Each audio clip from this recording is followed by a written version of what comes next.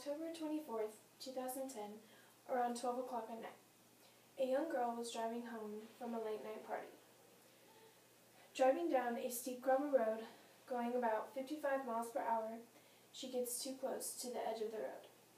Suddenly jolting back over to the middle, she lost control and her car flips, rolling several times and landing in a ditch. She was ejected from her vehicle and was killed instantly. The police investigators figured out how this happened. She was texting and driving.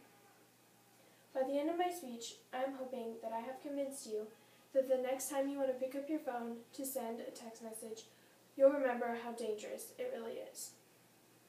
First, we will talk about why texting and driving is so dangerous. Then we will talk about the consequences of texting and driving.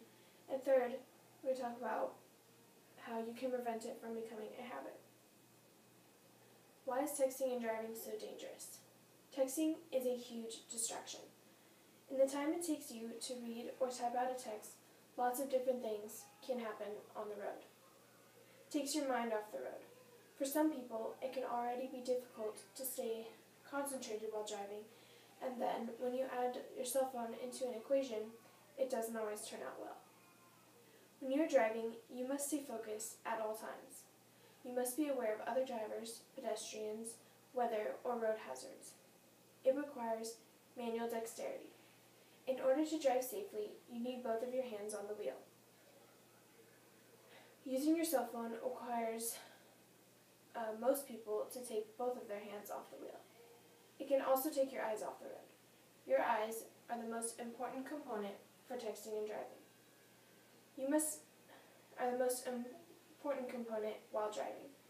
You must be able to react quickly if a car all of a sudden pulls out in front of you or a small child runs out onto the street.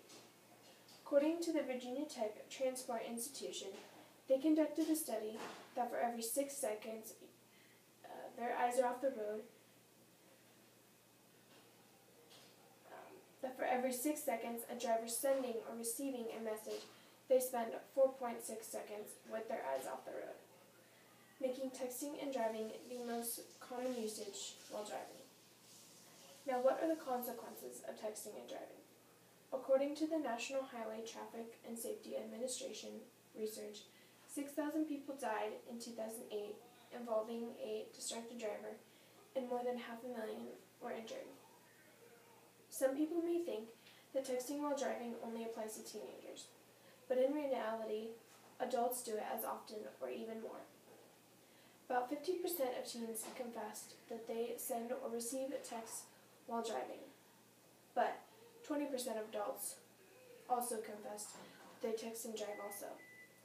According to CBS News producer Katie Ross-Dominic, Senator Amy Klobuchar has been trying to put a stop to texting and driving for many years.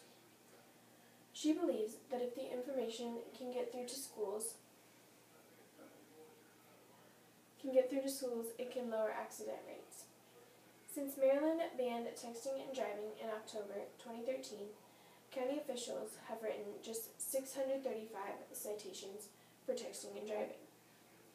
If you are texting and driving and get into an accident, you may be responsible for the injuries or even deaths of your distracted driving.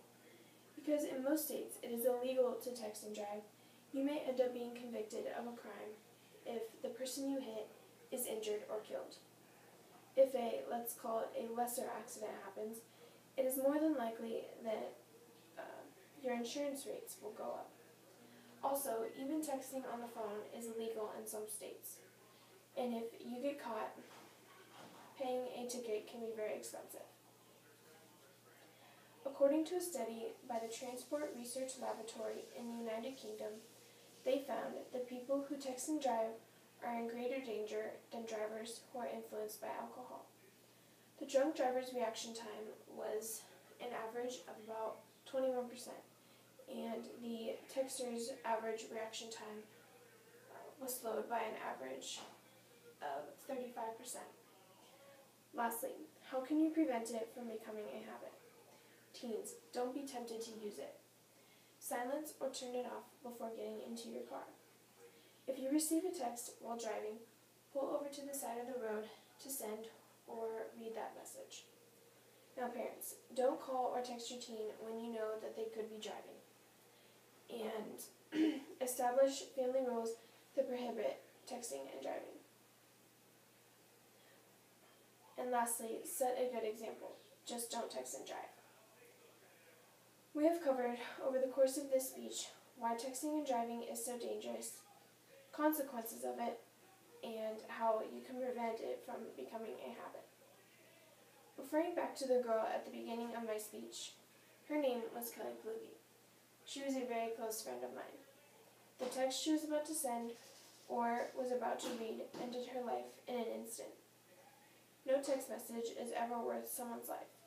So next time you decide to pick up your phone to send or receive a text message, just remember how much danger it can put you and the people around you.